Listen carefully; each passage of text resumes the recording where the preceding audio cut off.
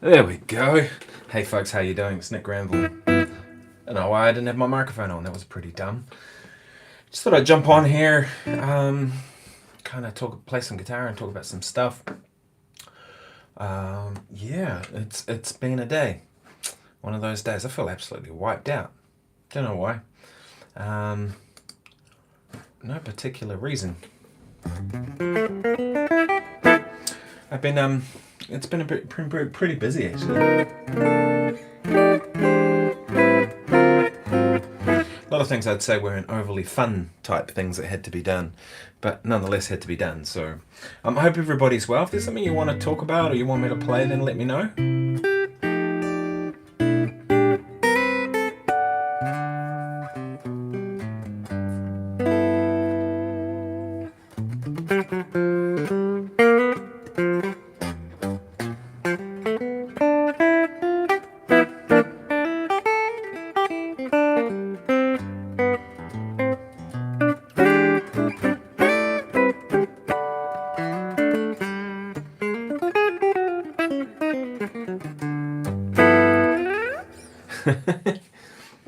Always fun to kind of play that stuff.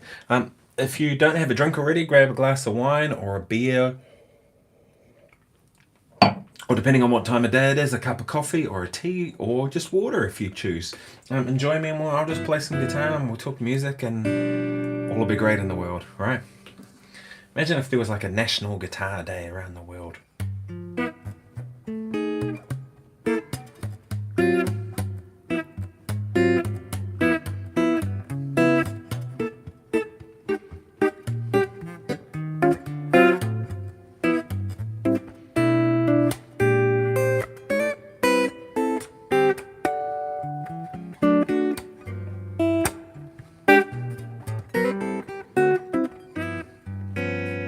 As I mentioned, I don't know why, I just felt like jumping on here and doing a live stream. Why not? I thought I'd just play some guitar. I was kind of chilling out, watching some TV, and I was going to fall asleep. But no, I got to do something. Pretty tired. And then, if I just stay there on the couch, and that was kind of going to be the result. So I thought, why not just play some, at least keeps my brain active.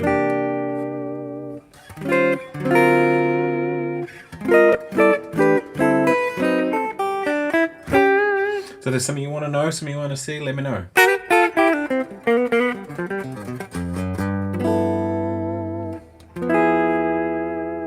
I like having that tremolo on this guitar. Especially if I'm on mid position. Super pretty.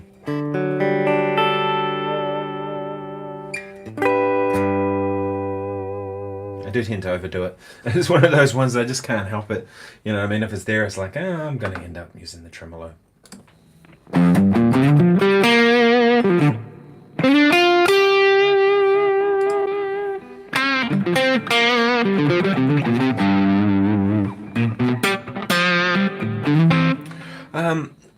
Metalhead Blues says, hey Nick, unrelated question here, but what music distribution services do you use? So the labels that have put out the albums that I've done, the particular ones, they have their own set of networks and stuff that they use. I think Skydeck, who did the last album, did it with CD Baby, I believe. Although I'm not totally sure, but I think it was CD Baby. Yeah. CD Baby, I think that's the one from what I've heard from everyone. I mean, to be honest, I think you can just do it yourself now, right? Bandcamp is awesome. Do you all use it, Bandcamp?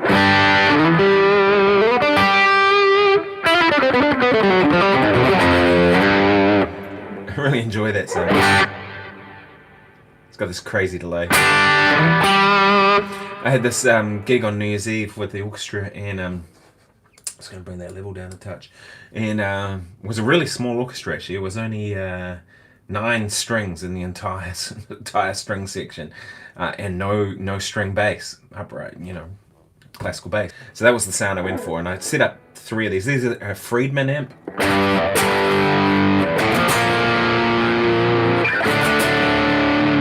Because the arranger had said play heavy and big.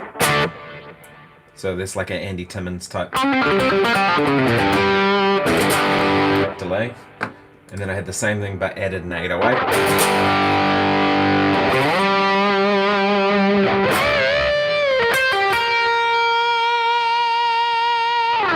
Which is just a ridiculous amount of gain.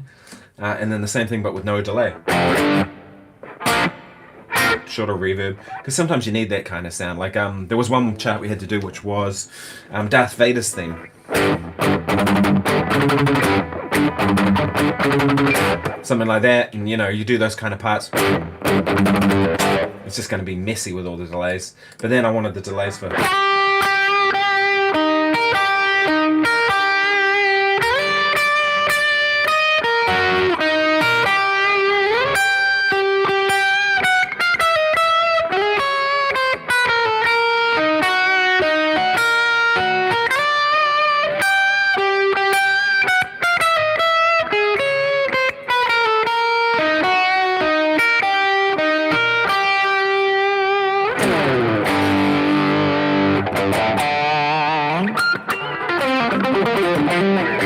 Yeah, so that was the sort of sound I used for that. Question says, bebop, is there a simple exercise I can try? Yeah, there's a couple of things I suggest if you're getting into bebop and you want to learn some stuff. First thing I say is learn some tunes, because a lot of the tunes, bebop tunes, they inform the language that you're going to be playing. So something like ornithology.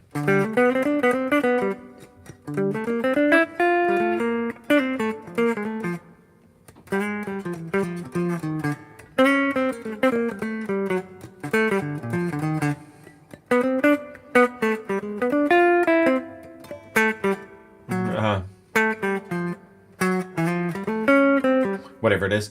But the line I was thinking of in particular is at the end of that song. Right? It's basically 3-6-2-5. So a lick like that is super useful just for kind of getting the language together. So I'd learn like a bunch of heads of the Charlie Parker heads and all that sort of stuff. And then I'd suggest probably next thing to do is just work on playing constant eighth notes on. So put a backing track on. I don't think I have anything kind of geared up to do that at the moment. How do I do this? I'm using my phone. Usually I have this stuff in my phone. Can I do it on my computer? No, I can't. Sorry. Normally I'd use my iPad, which is sitting over there on the stand. I don't have access to it. But say something like let's just take a blues. B flat blues, right? And just play constant eighth notes over it.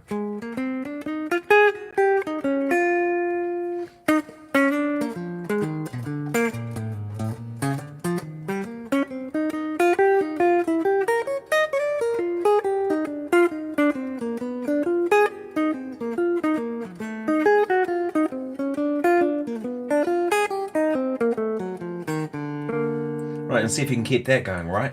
And that'll get you used to, and of course, while you're doing those constant eighths, you're trying to play chord changes, you're trying to like spell out the harmony, you're trying to all of those sorts of things that we'd normally want to do when we're playing jazz tunes, right? So I'd suggest starting by doing that. It's a really good exercise. Bebop scales, if you know them, right? Which is basically like your regular scales, but with extra notes. That sort of stuff. And those are kind of useful because the bebop scales, they basically give you 8 notes that you can play within a bar, and so therefore you get eighth notes, right? So it's going to fill out an entire bar. So try those, see if that helps. Learn tunes, play constant eighths over chord changes until you can really spell the chord changes, and add some bebop scales in, and you're going to get you playing bebop to some degree to start with.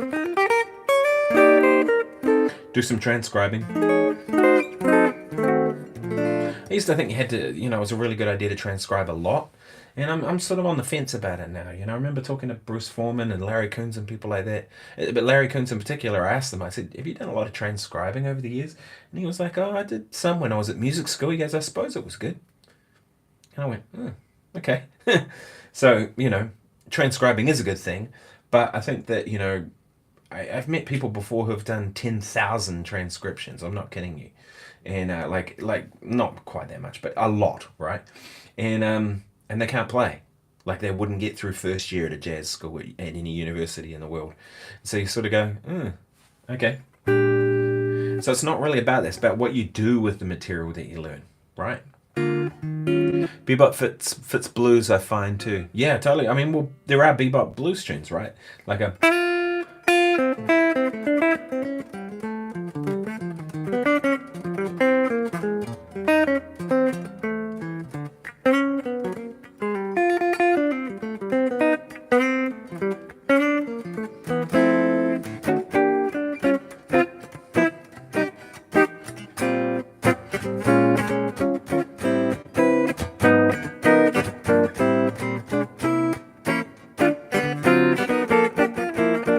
There's a lot of chords in that tune, you know, which is Blues for Alice, Charlie Parker tune, I guess for Alice Coltrane, and that Blues for Alice is like, it's a blues, right? But it's a bebop blues, so that might be a good place to start.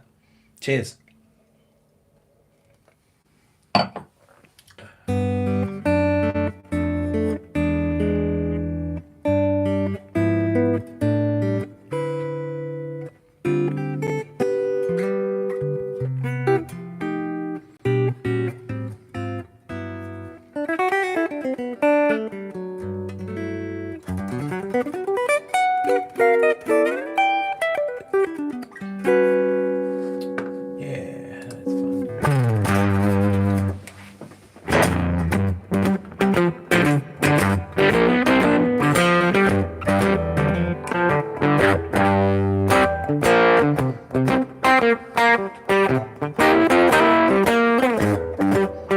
Hope you can hear everything, okay?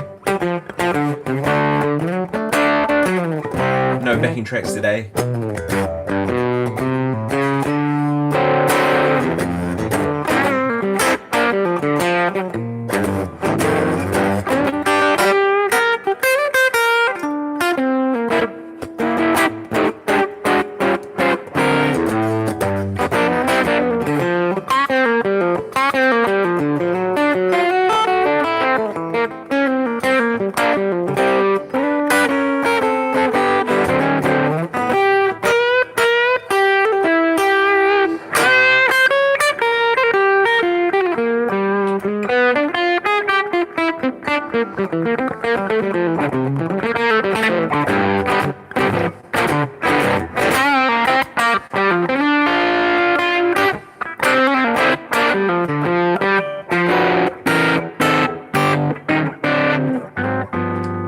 It's a Tom Bukovac lick that I stole from him. I love it. I think he might have done it in E when I saw it. It's kind of cool with the 7 on the bottom.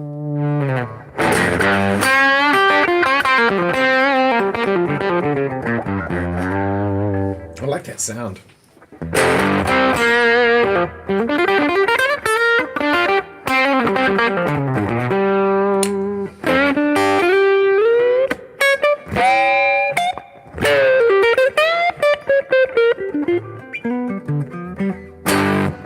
Kind of flabs out on the low notes like a real amp would. But cleans up when you pick light.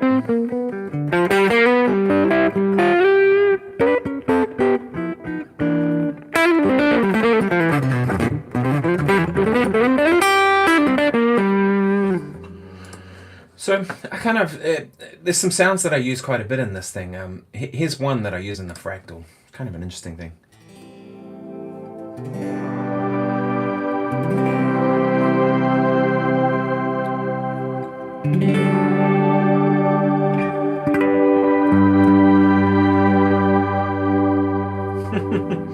It's lots of fun, eh? This will blow your mind if you haven't seen this one. How do I get to perform? No, presets. Huh. How do I get to scenes? Can't remember. Okay. Here's normal guitar. No, it's not. Okay. Oh, there we go, 0. So this is normal guitar. Kind of sounds like a Tarantino movie.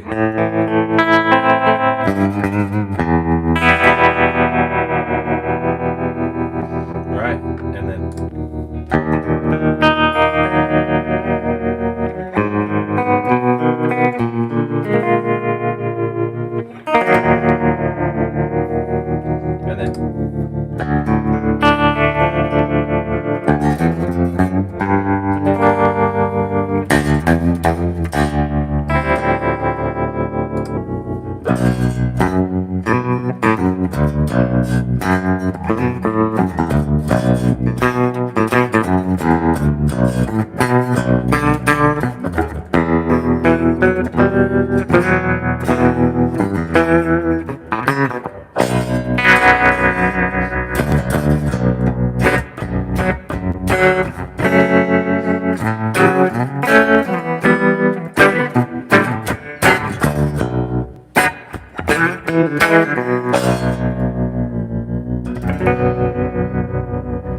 Yeah, so that's it's called virtual capo. So drop tunes your guitar. It's kind of cool. This is one that I've probably shown you all before. This is definitely fun.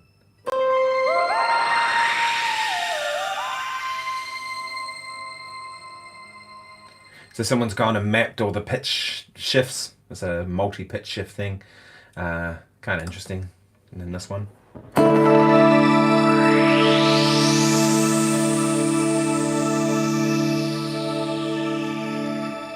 It's that sort of stuff that the fractal stuff just excels at. I like this. This is a kind of interesting sound. It's got, I don't know how they managed to make this kind of sound where there's like a, what do you call it? The tumbleweed rolling in the background.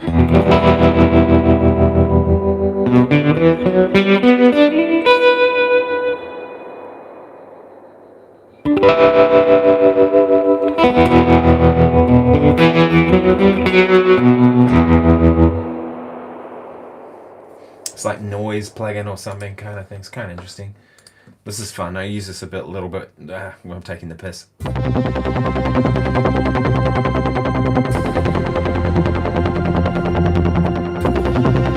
Because that's what everyone wants a guitar to sound like, right? But hey, they have their uses, right? This is the John Petrucci rig that someone made up. I'm not sure even who it was. Crunch Me Under, I guess that's Pull Me Under.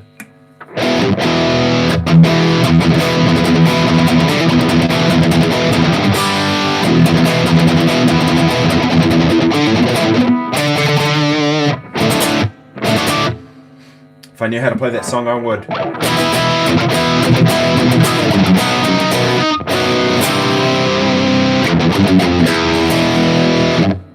And then this one is Our New Chorus.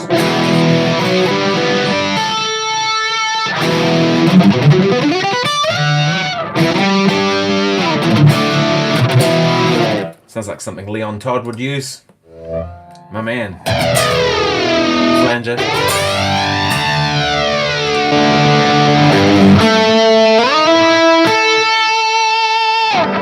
Sorry if that's rip-roaringly loud. Oh, that's interesting. A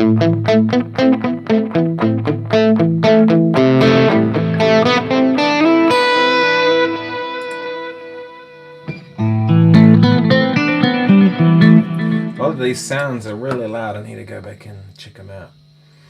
Here's some that I use. This is called Sea of Tranquility. This is one of the ones that's a fractal preset.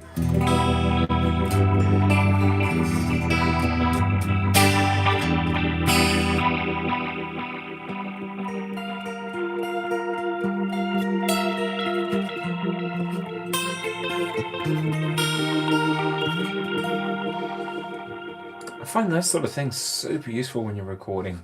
You know what I mean?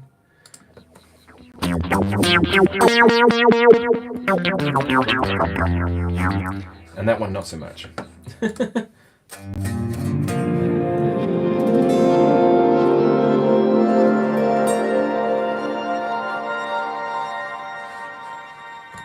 Yeah, lots of fun to be had.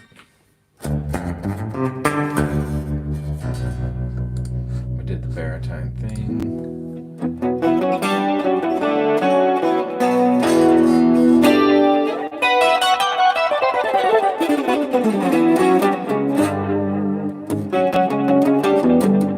I find a lot of these presets like that have pitch shifting and stuff tend to have a bit of latency. This is smoky jazz. Well, we'll see.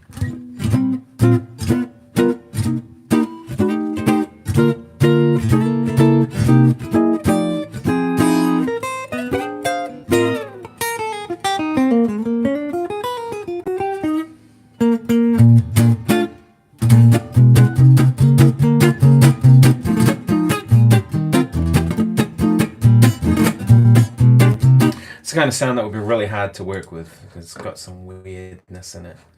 Money for nothing. That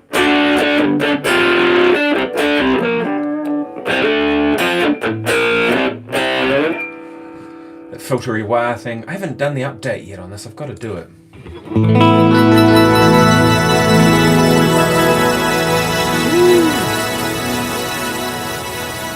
That's pretty big.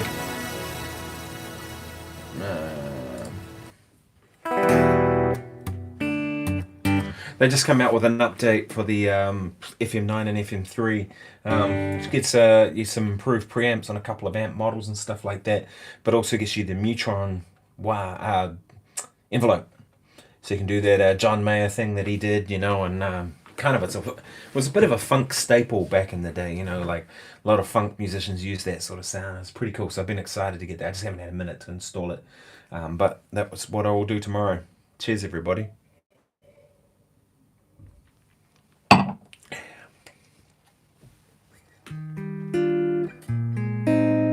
Sorry if the volume blew out on those presets, some of them are pretty loud.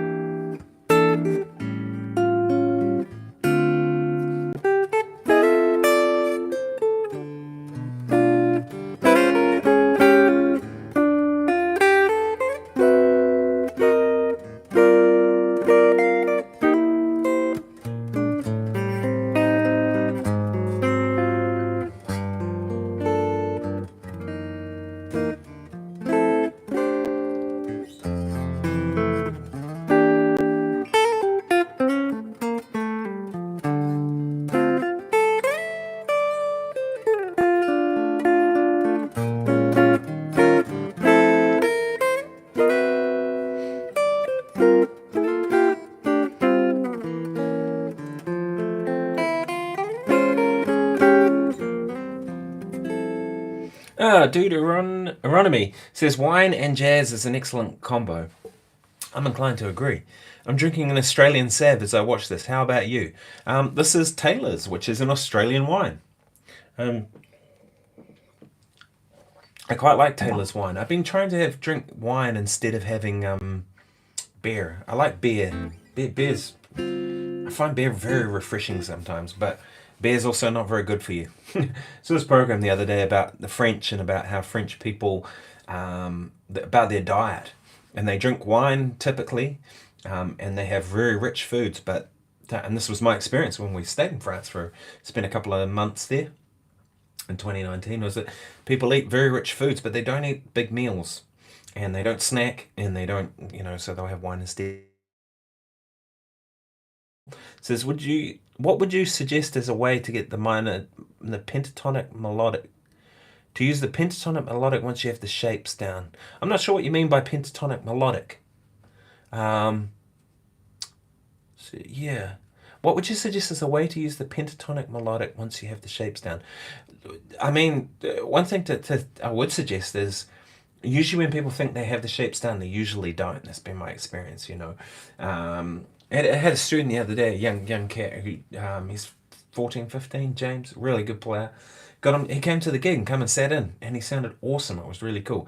But the guys played this blues in G, right? It was like one of these, and you know, James has been working really hard. Like, he's got his stuff down, you know. But when he kind of got thrown in the deep end, he found that, you know, and he started sort of stretching out here, it just, he didn't see it. And so he realized there was extra work that had to be going. I see what you mean. Melodically. He says, so what would you suggest as a way to use the pentatonic melodically once you have the shapes down?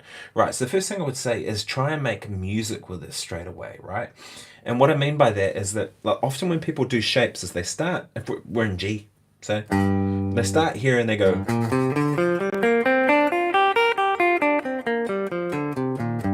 and that's their minor pentatonic practice. Well, we're unlikely to start a melodic idea from here every time, right? Why don't we try starting here? So instead of running it like this, shape 1, right? Maybe go, and see, can you see it from the other direction, right? And then try and make music with that. Even just something like that.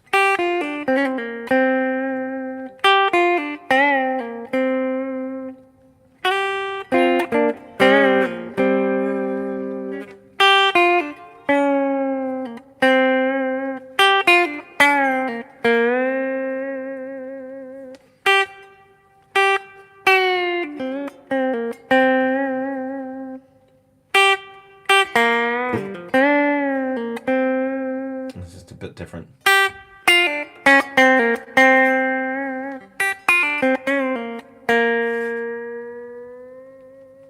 All right, and see how many different ways you can make melodies, right? And then try them over tunes and see what particular works, right? Put on a backing track, put on a drum track, whatever, you know. And try and see, can you actually make good music, and record yourself doing it, and be super critical of yourself when you do this. Not in a way of kind of like cutting yourself down, but like in a sense of like being very analytical about what you can do to get better. Because a lot of times when people practice, they're trying to just reassure themselves that they can play. You know what I mean? They're sort of going, well, I need to try and sound good when I practice. No, and the thing is, if you're really practicing, you're really trying to get better, you should be like, you know, you should be pushing yourself, and therefore it's on the edge. So therefore some of it's just not going to sound good. So that would be my suggestion, is like try and push yourself and put yourself on the edge of what you're able to do, and then record it and see what works and what doesn't, and be critical about it. It's an interesting thing, you know. The thing I would say too is, if you want to play more melodically, try singing what you're doing. And you don't have to be a good singer, right? It's not really about that. It's about like just making music that, you know. So,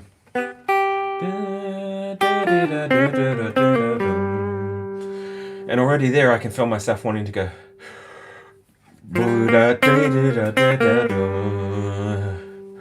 And I need to breathe.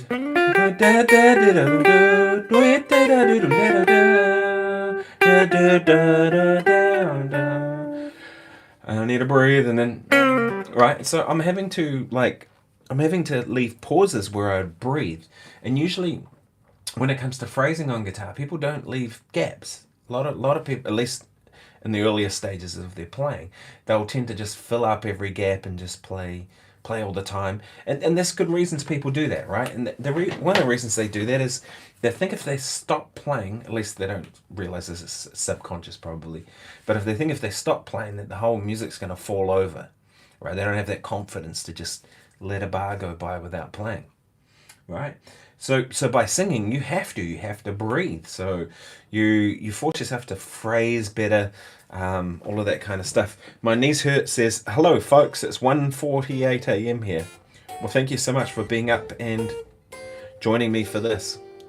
It is 8:50 p.m. on a Thursday evening in Wellington, New Zealand.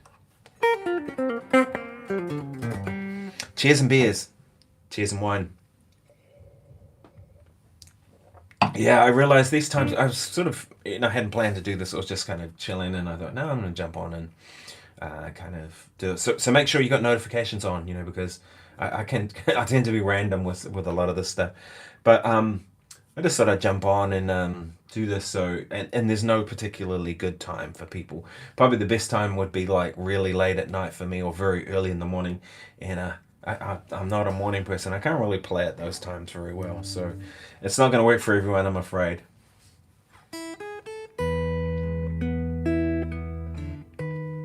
Always loved this tune.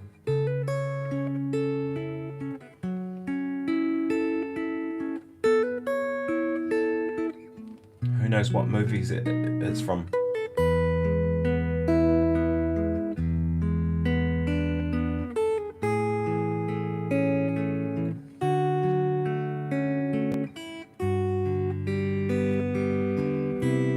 Anyone know the movie?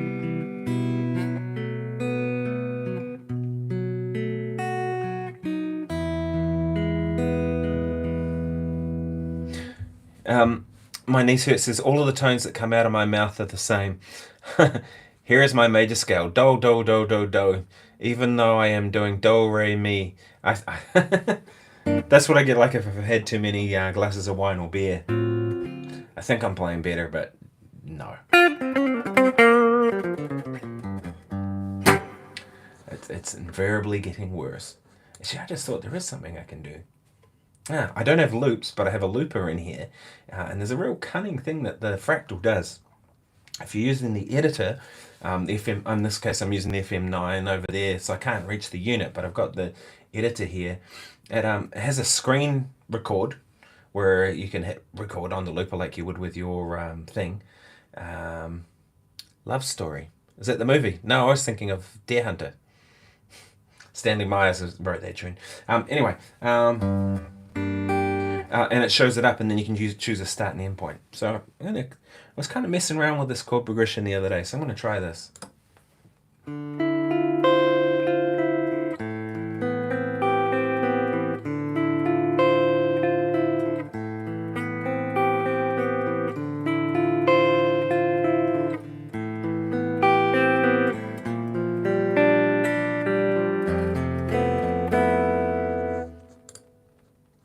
Stop. All right, play.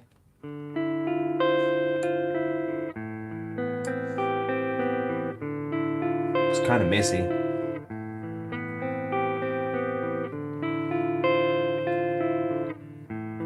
Like that bit.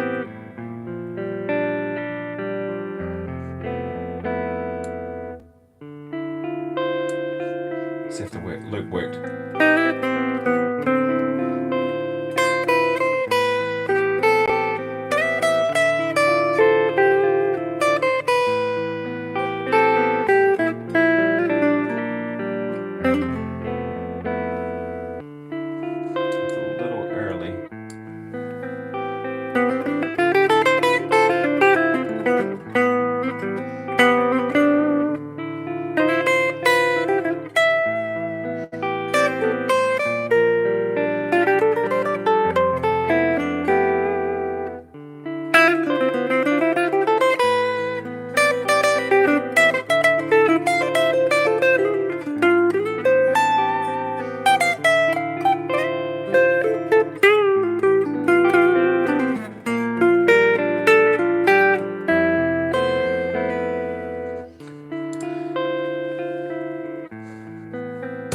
That's a fun progression to play over. Essentially it's D minor, I'm thinking like F major 7, but over D, to A minor 7, but it's really C major 7 over A.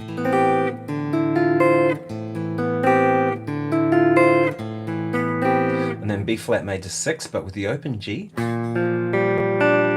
that's B flat, D, G, D. F major 7 sharp 11.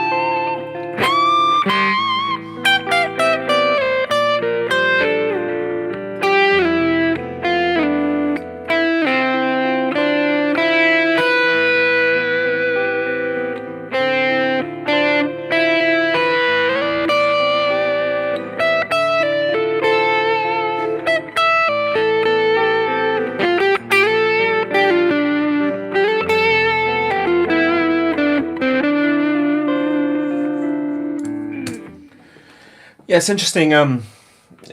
Something happens when you do a loop like that. If you try and play over it with the same kind of tonality, it doesn't really work that well. It's like the notes tend to clash in certain areas and stuff.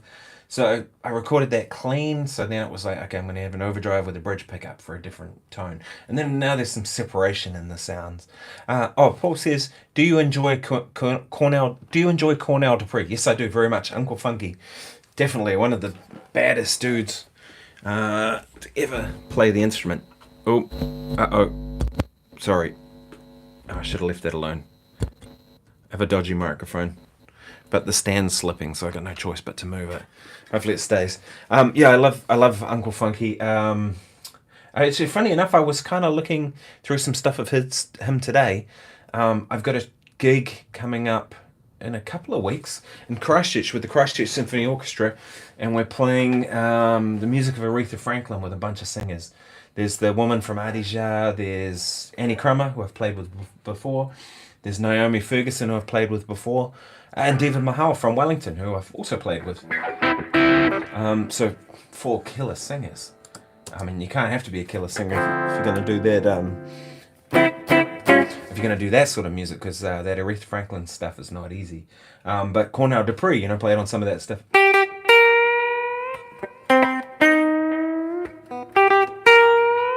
think that's what it is. Let's get rid of that delay.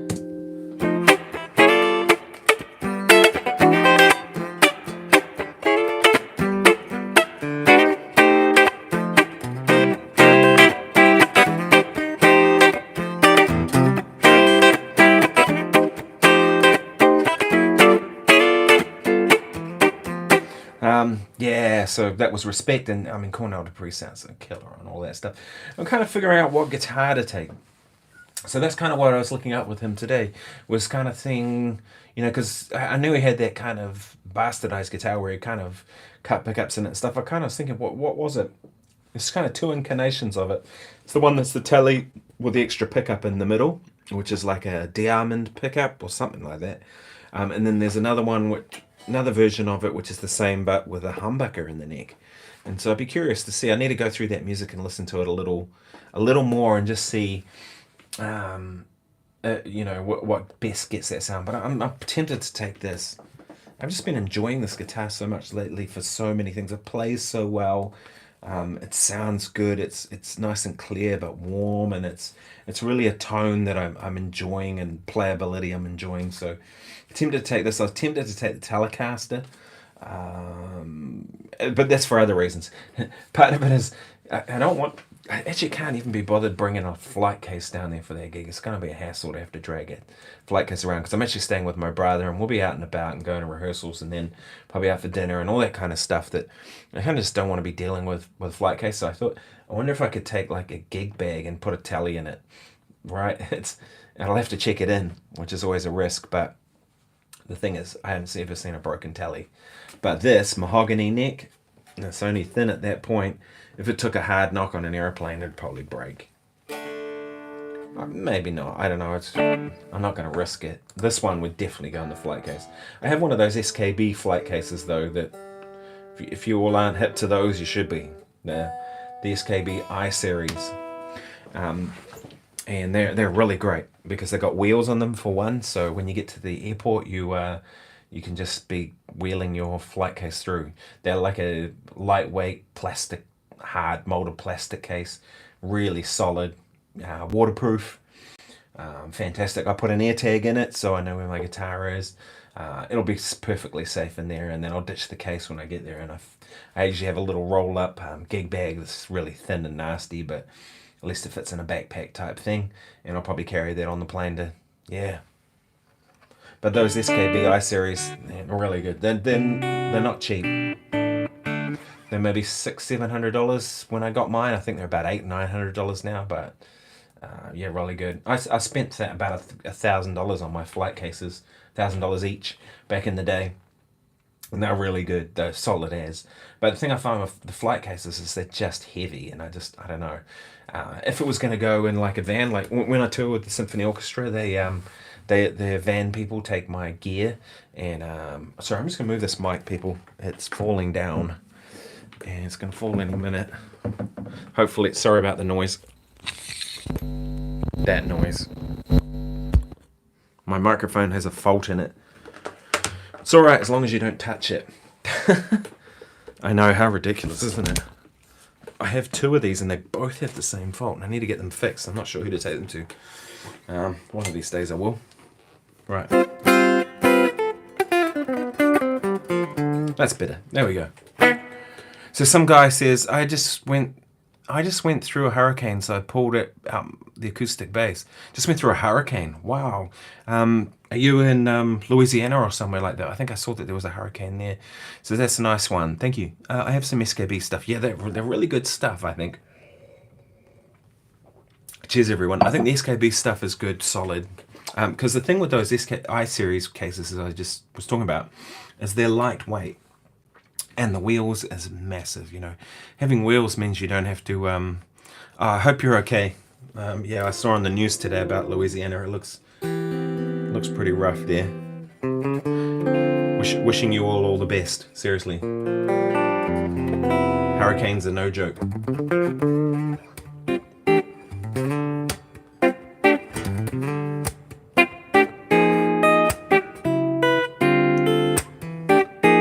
Isn't it interesting? Something like that. Even just hitting that little chord made me go, ah. My recording rack is in one. Okay, great. Then it'll be safely stored, won't it? You know, I played a chord like that and I just kind of took it up a step, right? It's out of key. I know it's out of key and I'm deliberately playing it out of key, but...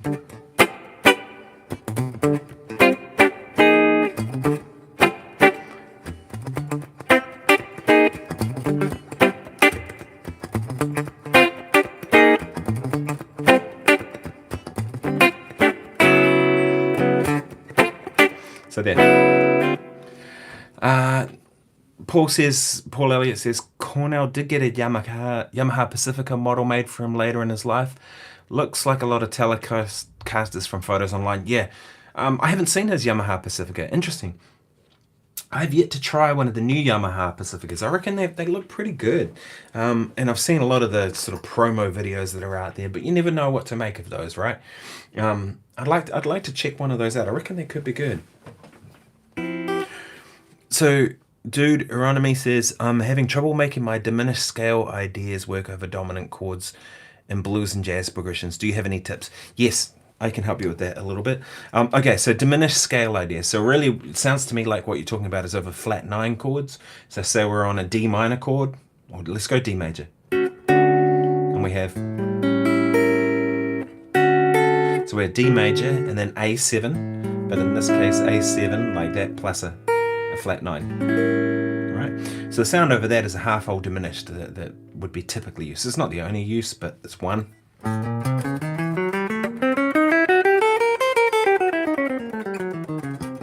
Right, and that's characterized by being semitone, tone, semitone, tone, and it just alternates. It's a symmetrical scale.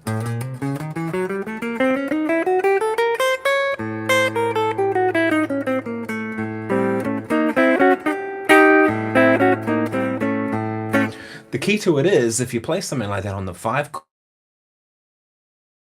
one of my favorite guitar players at using that sound is Robin Ford. He does it beautifully and in a way that still kind of fits the blues. It doesn't sound like it's something else. Robin just has a beautiful way of playing that sound. But it's all in how you resolve, right? So you've got the key thing to resolution is making sure you come out on a chord tone. If we go into a D major chord, we have root, third, 5th and 7th. Those are your only chord tones. Of those, the root is probably the least interesting, so let's rule that out.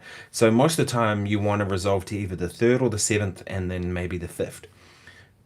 You know, but then there might be times when it makes sense to go the root note, but it's generally I try and avoid that, right? So look at where you can resolve. Like if I play something like that note there on my A7 chord, right, is the sharp 9. But I'm going to have to resolve to the D. The most logical note is going to be to go up to the C sharp. Can't remember exactly what I played. Right? And as long as I resolve, then everything makes sense. And resolution means beat 1, and it means chord tones, of which the best, the third, the seventh, and then followed by the fifth, right? And the root note if you have to. So just work on trying to do that, to get that to flow nicely.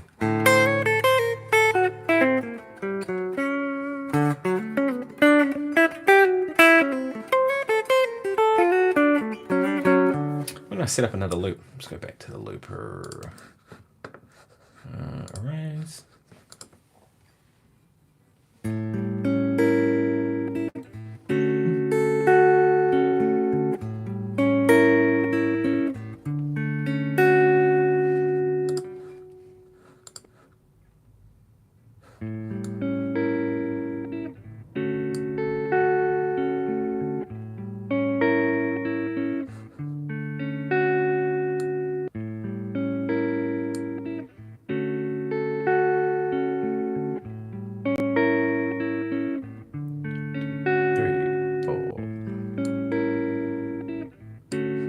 Try and get this loop to work.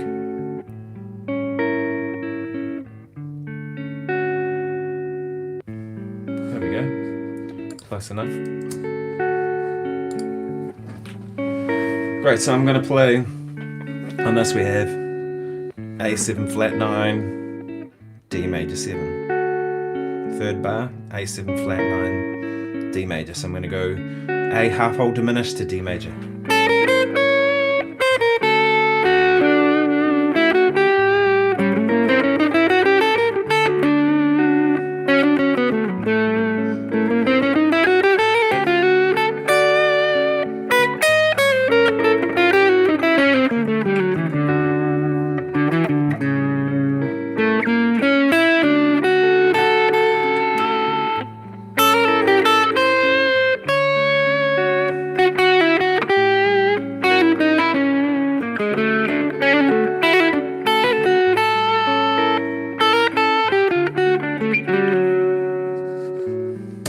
So you get the idea, right? In that instance, it's kind of a little odd because I haven't established the harmony, right?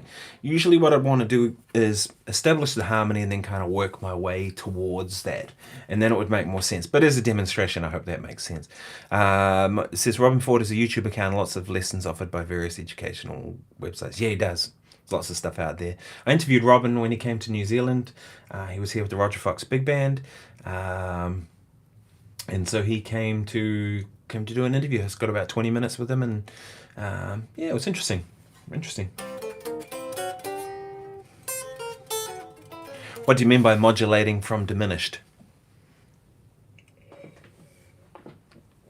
Just so I can be clear, I give you the right answer, if I have the answer.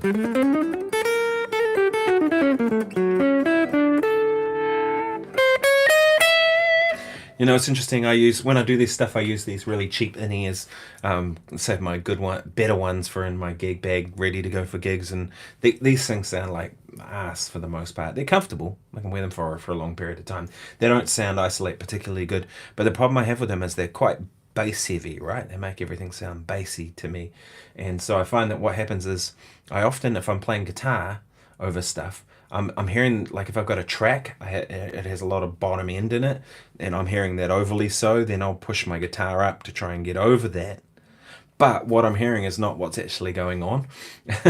And so therefore I end up like I've pushed the guitar up too much because it's not accurate.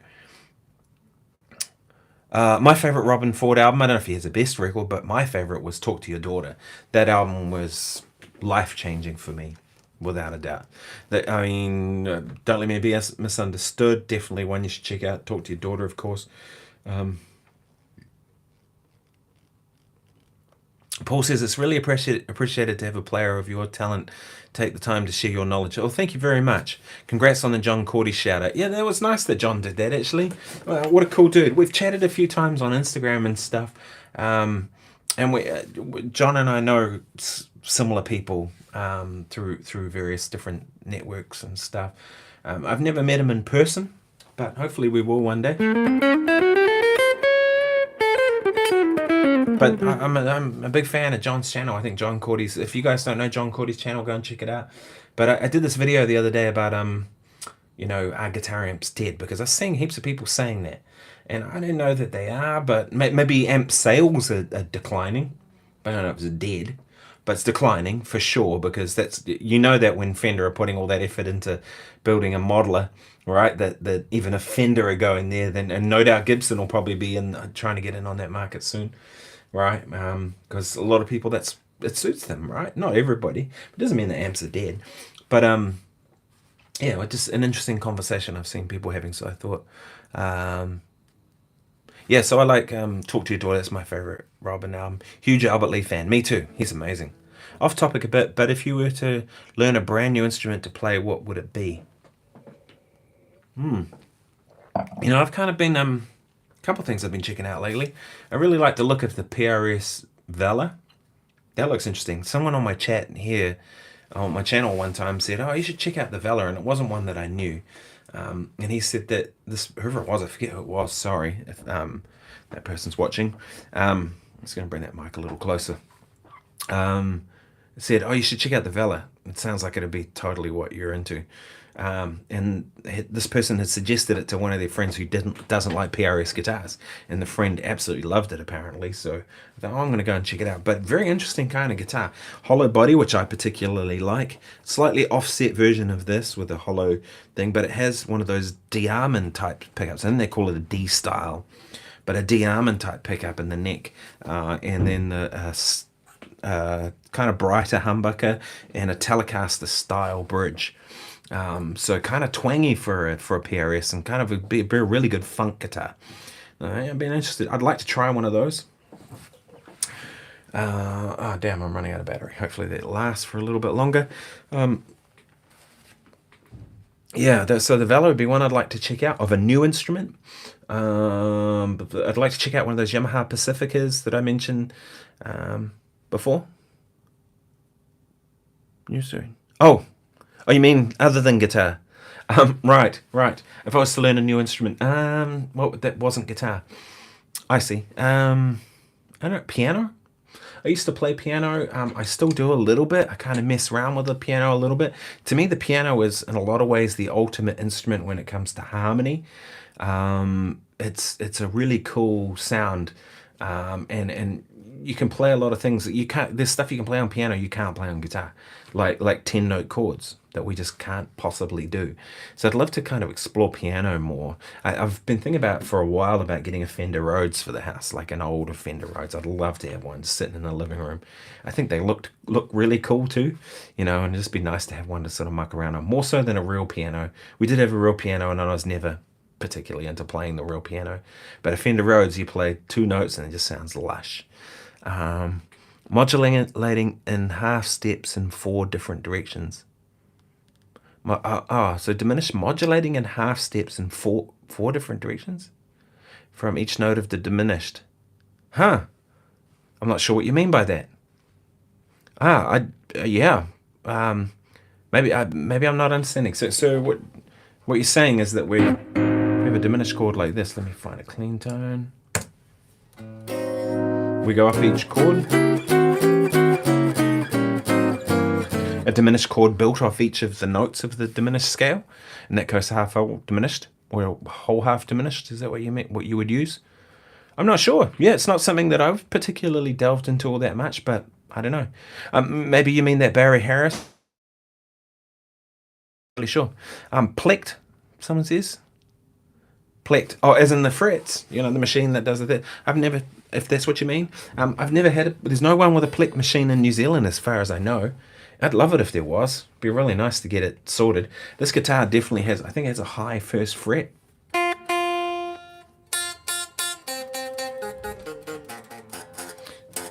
can hear it's a little buzzy there.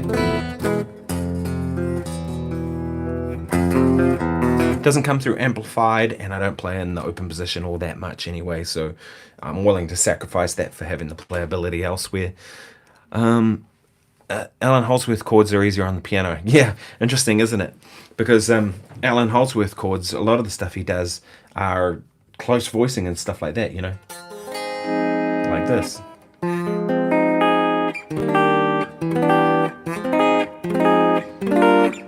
These sort of stretch voicings, you know, which are, you know, close voicing on a piano is easy. If you were to play, let's say, the notes C, D, E, and G, you go C, D, E, and G. It would be relatively easy. Try and play that on guitar. C, D, E, and then I can't do it, right? Maybe I could do it. I could do it there with the G down an octave. But even then, only in that key, and it's not really the same thing.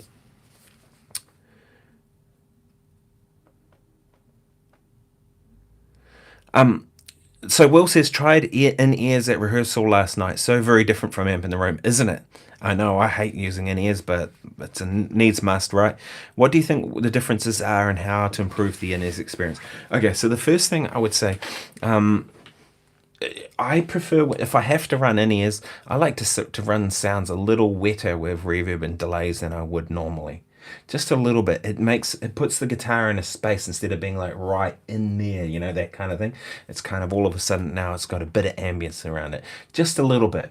Like if I run my reverbs at 10%, I go to 12% or 13%. That helps, right? That's one thing you can do. The other thing too is, I would say is, even if I'm running in-ears, I want to have a little bit of something on coming out of a FR or something similar, or a monitor or whatever. I just want a little bit of it, because not only do you feel a bit of movement and sound, if something went wrong with my in-ears, then at least I've kind of got something. Do you know what I mean? I'm not just like standing there naked, so to speak, right? So I like to just have a little bit of something. So I always request, if there's backline provided, I'm always like, right, I want a Fender FR10 or FR12 or something similar, or I want my own monitor with my own volume control, because I don't want to have to ask the sound people and say, can you turn up my guitar or turn it down, or, you know, I want to be able to go and get it where I want it. So I always like to have a little bit of that with ears helps. One thing that can help too is if you're finding it's just all, again, sounding a little too in your ears, like too little, like I mean in your ear, like actually feeling like it's in there instead of a sound, I'd suggest setting up a microphone in the room that just picks up a little bit of ambience. That can make a huge difference. There are actually in-ear monitors that have a little, Dylan Elixir, the drummer on my reamped album, Dylan's amazing drummer. He's actually from Auckland, and he's from Wellington originally, then Auckland, then now lives in Los Angeles, and he's got the gig with Blood, Sweat and Tears, and so he's playing with those guys all the time. And Dylan has an endorsement, I think it's 64 Audio or some company like that, for in-ear monitors, and they do an in-ear monitor that has a little microphone on the outside and a little control, and you can dial in how much of the outside world, and that makes a huge difference. Alternatively, I've gone and set up a microphone and kind of had a little bit of just ambience that can help. And the cool thing with that microphone is you can move it around. You want a little more drums, put it close to the drums. You want less drums, put it further away.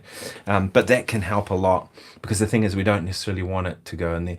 The other thing too is, having faith in the sounds that you have goes a long way. So when we were doing We Will Rock You just recently, I had my in-ears in, because we weren't allowed to use amps, and we weren't even allowed to use monitors. And also too, there was a bunch of moments I had to go out on stage, in the middle of the stage, and play the solos and stuff. And you know, so I wouldn't have heard my amp at that point anyway, whatever I was using. So I was always going to be on in-ears, but I was on a wireless pack, and the wireless pack was compressing the guitar. It was awful. So what we did in the end was turn the pack up and turn the signal down being sent to me. That helped quite a bit. But even then it wasn't good. But I knew that my sound was coming across, because I got it dialed in. I've spent quite a bit of time in my studio just getting it exactly where I want it. So I knew the sound that I was creating was going out good there, that regardless of what I was hearing. The other thing I would say with in-ears that might help, and this is something I found, if I have repeated experiences with the same thing, so something like We Will Rock You, where 19 shows, same theatre, where I think we had 7 or 8 calls before those shows. So, you know, I had a lot of chance to dial in my in-ears. What I do is I start with a level that's really comfortable, right where I want it, and get everything, you know, mixed as I want to hear it. And then I take the headphone pack and I click it back one click, and the next night I click it back 1 click, and just keep doing that until I can get to the point where it's as low as possible, but with still feeling some ambience and some sound. Because the thing I find too is with in-ears, it's like, if you beat your ears up for 3 hours, it's exhausting by the end of it, and it's taxing on your ears. The whole point, one of the reasons of using these things is that, you want to protect your hearing a bit, right? So I find just by dialing back your wireless pack or whatever you're doing, just a little bit, if you've got repeat things. Now, if it's a different gig and different venues, well, that's unfortunate. Although even then, if you're playing with the same crew, right? I've done gigs with that stuff where you turn up and they've saved all the presets. My fractal is EQ'd as they want it. Or the band is no need to sound check. Everything's already all done. That's awesome. And same with your in-ears. Then again, repeated experience. So I just notch it back. Hope that helps. But it's very disconcerting to start with. I don't particularly like it. I mean, one of the things with modelers too is, the running of an FR amp, amplifier like the Fender or the Red Sound that I have. The Red Sound is much brighter. It's more hi-fi sounding, whereas the Fender I think sounds more like an amp. Running that little Fender, it sounds really good, and it's more flexible for live use. So I find, that works really well. Like, I'd much rather have that than have the monitor, have them put the guitar through a monitor. It doesn't sound as good, and I have no control. And also too, so going to the modeler is not necessarily for me about doing away with with amplification and being I don't want a silent stage necessarily, but it gives me control that I can get the volume exactly where I need without having to crank the amp, if you know what I mean. Some guy says my buddy moved there from Louisiana to work in film. Moved to New Zealand. I guess you mean your buddy moved to New Zealand to work in film. Yeah, the film industry here is pretty big actually. Peter Jackson, Lord of the Rings and all that stuff. Yeah, stick with it, Will, because it does get easier. The thing is, it's a shock to the system to start with because you start second guessing things and being unsure. What I was starting to say with the film thing is, it's a big thing in New Zealand because of Lord of the Rings and all that stuff that Peter Jackson started here. Actually did some gigs for that crew. For Ian McKellen, who was Gandalf, we played for his rap party when he finished all his filming, and we went out to the studio.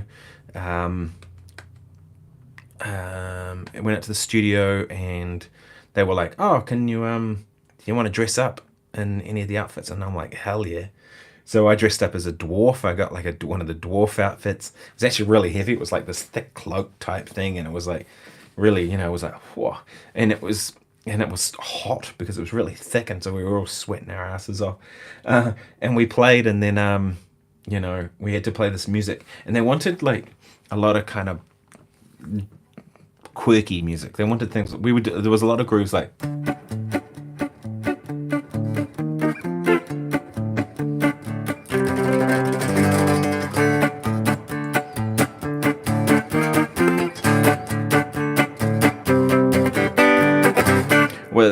with a flute player and like this kind of Lord of the Rings-esque music, if you will, whatever, it was a lot of fun. But yeah, the film that sort of started the film industry here, and there's a big film about to be made. I'm just saw in the news tonight called The Wrecking Crew with Jason Momoa and Dave, whatever his name is, Guardians of the Galaxy guy, big muscly guy with a bald head.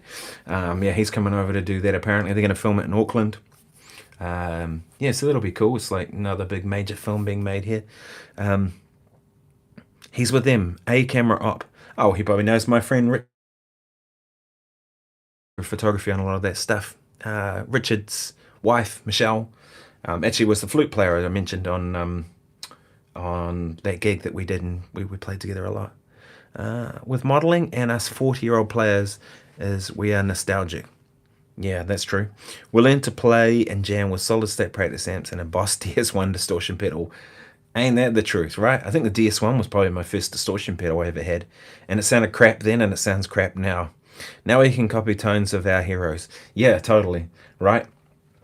It's sort of one of those things that you've got all these options and these things, but you don't have to use all the options. Just find tones that you like and then go with that. I've had the same preset for ages on my Fractal. I put it up on my Buy My Coffee page if you want to get a copy of it. But it's kind of built off a Fender Vibrato Lux, which is the amp in here I found closest to my Bassman, which is my favorite amp in the real world. I put a BB preamp in front of it, which anyone who knows me knows that's a pedal I've used for a long time, or a Zen Drive, or the Dude pedals one I like, or an OCD. Those are my go-tos. Bit of delay, bit of verb. That's what I do. My favorite practice amps are PV Backstages. I don't know the PV Backstage, but I've had a few PVs. I've had a classic 50 4x10. I had a classic 30 with the 10-inch, the 12-inch speaker, and I had one of the Delta Blues, which wasn't actually mine, but it was the university's, and I used to borrow it sometimes when I was teaching there. Tim Hardy says, your chord knowledge is awesome. Well, thank you very much.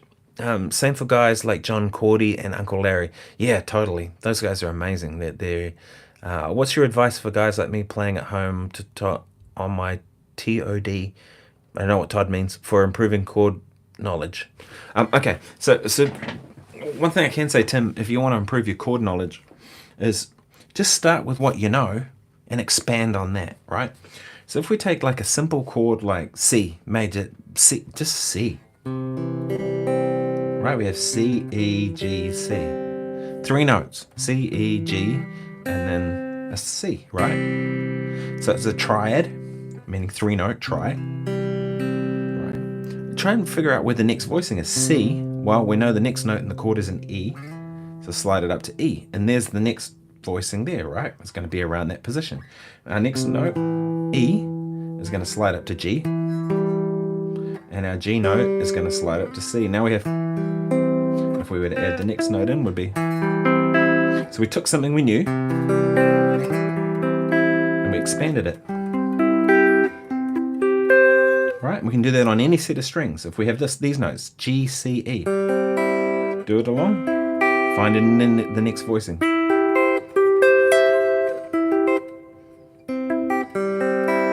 I remember my guitar teacher some years ago, a guy called Caleb Pritchard, showed me this chord, a C69, which I really like. It's a good chord for bossa novas.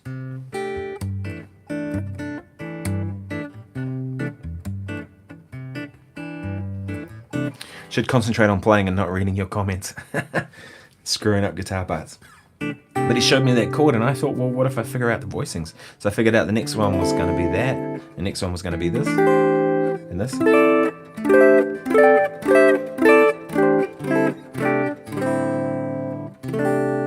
Right. So I find that's kind of the best way to kind of get more chords into your playing, is just take them and figure out the inversions, right? And then you can figure out the order of chords too. So if we have C, E, G, that's all in order, right? C goes up to E, goes up to G. Take the G and put it on the bottom, right?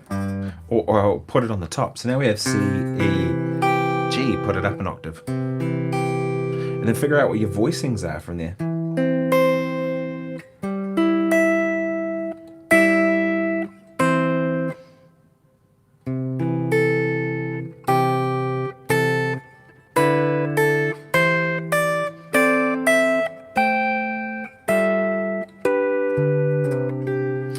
And then I'd suggest putting it into music, right? Instead of just doing chords on their own, start looking at how you can put them into songs. So a really simple song, like maybe just something that's like 1, 4, 5, C, F, and G, C, F, G, right? C, F, G, C, F, G, C, F, G.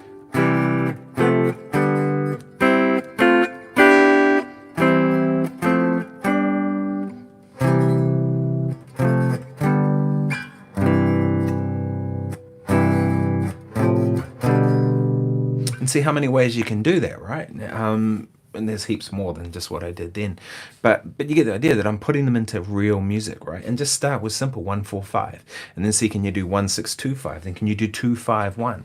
Just the most common chord progression in jazz, right? So maybe you might have something like, and you figure out what the G chord's going to be that would relate to that. It might be, and then the C chord. I've never played those voicings before.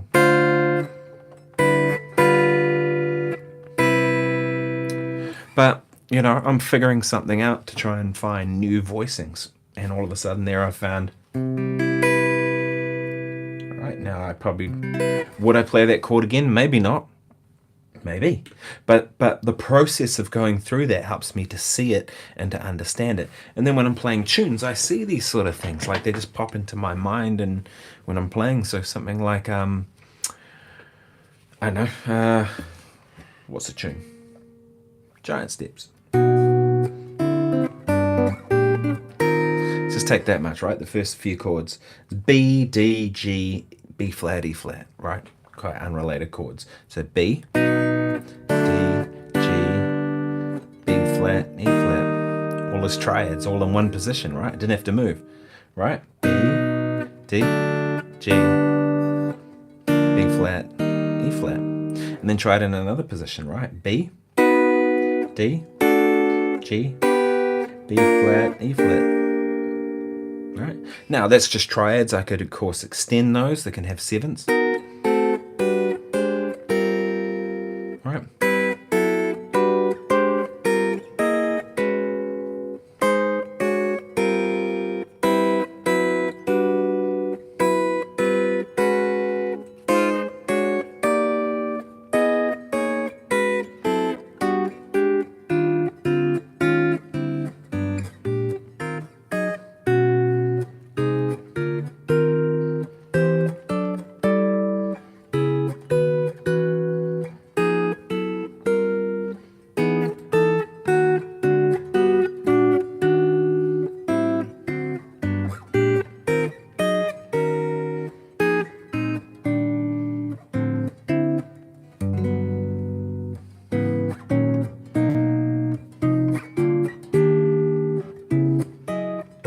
Right, and just see where things take it. Yeah, I hope that helps. That's kind of what I'd say. Check out what other people do. If someone plays a voicing that you like, steal that voicing, put it in your playing. Some of the chords I see Uncle Larry doing, amazing. And John Cordy too. John's a good player, really good player. I Am Ghost says, hi, peace. I tried your Lydian stuff. It's fun. Great. Thank you for doing that. I'm glad to get that feedback. I love Lydian as a sound.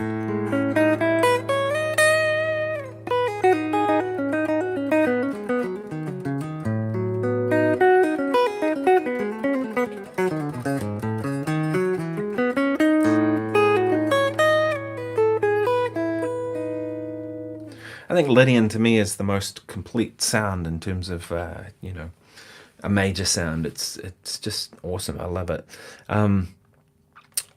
Yeah, there's a celestial sound. That's a good way of putting it, actually. Yeah, I would say Lydian has a celestial sound.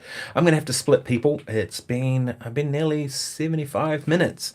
Wow, there you go. So an hour and a quarter. Thank you so much for tuning in. This was just a random thing I decided to do. If you haven't turned notifications on, do, because I might do these just whenever. You know, I was sitting at home, I was watching TV, and I was starting to fall asleep, and I thought, no, I've got to do something. What am I going to do? Well, why don't I just jump on here and do a live stream? Kind of answer some questions, play some music, and kind of hang out with you all, drink some wine. So cheers everyone. Thank you so much for being here, and I'll see you tomorrow. Got some cool videos coming up soon. Cheers.